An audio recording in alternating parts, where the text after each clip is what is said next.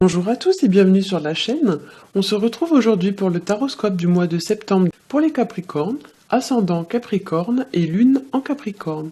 Ceci est un tirage général, donc s'il ne résonne pas avec votre situation, je vous invite à consulter le taroscope de votre signe ascendant et celui de votre signe lunaire afin d'avoir plus d'informations. Comme d'habitude, j'ai fait un premier tirage général en 3 cartes au tarot de Marseille, que j'ai complété avec une autre carte issue d'un autre jeu pour votre situation sentimentale. Donc on va commencer tout de suite avec le premier tirage, qui est le tirage réalisé au tarot de Marseille. J'ai tiré pour vous la carte du monde, accompagnée de la carte de la justice et de la carte de l'arcane sans nom. Avec la carte du monde, il y a l'idée d'une fin de cycle, de tourner une page sur une situation, le monde étant la dernière carte du jeu.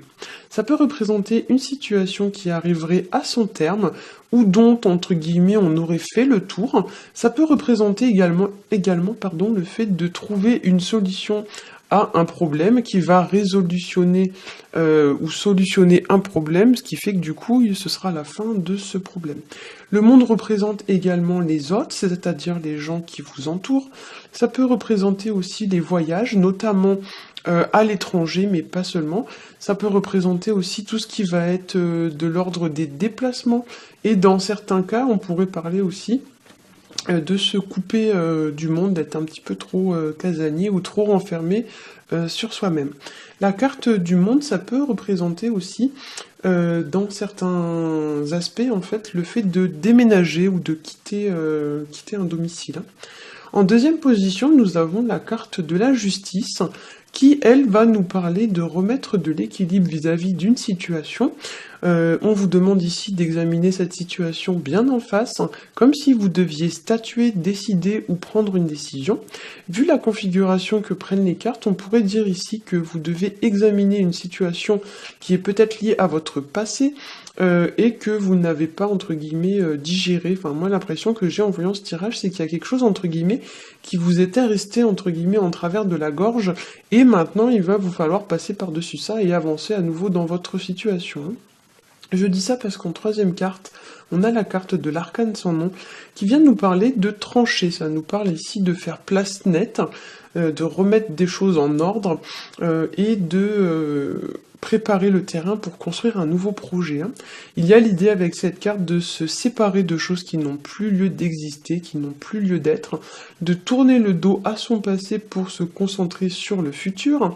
Il y a l'idée pour avec cette carte, de remettre des choses en ordre, de remettre des choses droites dans le bon chemin et d'avancer dans la bonne direction, comme si vous deviez, entre guillemets, remettre quelque chose ou une situation dans le droit chemin ou sur les rails. La carte de l'arcane sans nom, ça nous parle aussi de couper des relations, des liens ou des relations avec des personnes qui n'ont plus lieu d'être, comme s'il y avait des gens, voilà, à qui vous deviez arrêter peut-être d'avoir des contacts parce que ces contacts ne vous apportent pas grand-chose. Ça peut parler aussi de mettre un terme à une situation et ça peut parler pour certains de s'isoler trop du monde et du coup la carte de la justice qui est située juste à côté va vous demander de rectifier un petit peu tout ça. Alors, au niveau du tirage relationnel et sentimental, j'ai tiré pour vous la carte du renard. C'est une carte qui va vous mettre en garde contre la ruse, contre la malhonnêteté, l'hypocrisie, le mensonge, etc. C'est une carte qui vous indique de ne pas vous fier aux apparences. Elle symbolise aussi les personnes qui vivent dans l'illusion, c'est-à-dire qui en mettent plein la vue, on va dire, aux autres, alors qu'en fait, entre guillemets, c'est que du fake, dans le sens où c'est simulé, mais c'est pas... Il y a des gens, vous savez, qui aiment bien faire ça, qui aiment bien en mettre plein la vue aux gens qui font des belles photos sur les réseaux sociaux, etc. Mais en fin de compte, c'est pas forcément représentatif, on va dire, de leur vie. Voilà.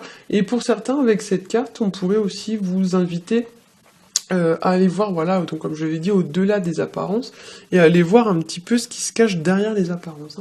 Cette carte, elle va aussi, pour certains, nous parler de jeter un dernier coup d'œil en arrière sur une situation avant de tracer sa route, avant de continuer son chemin.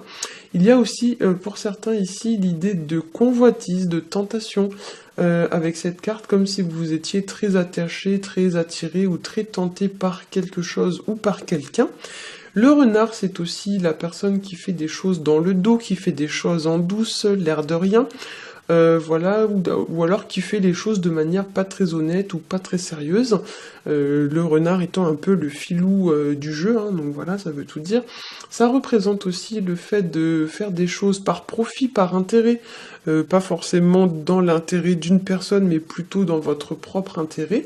Voilà, ça peut aussi représenter une personne qui va se comporter de cette manière avec vous, hein. Ça veut pas dire que c'est vous qui allez forcément faire ce genre de choses, hein.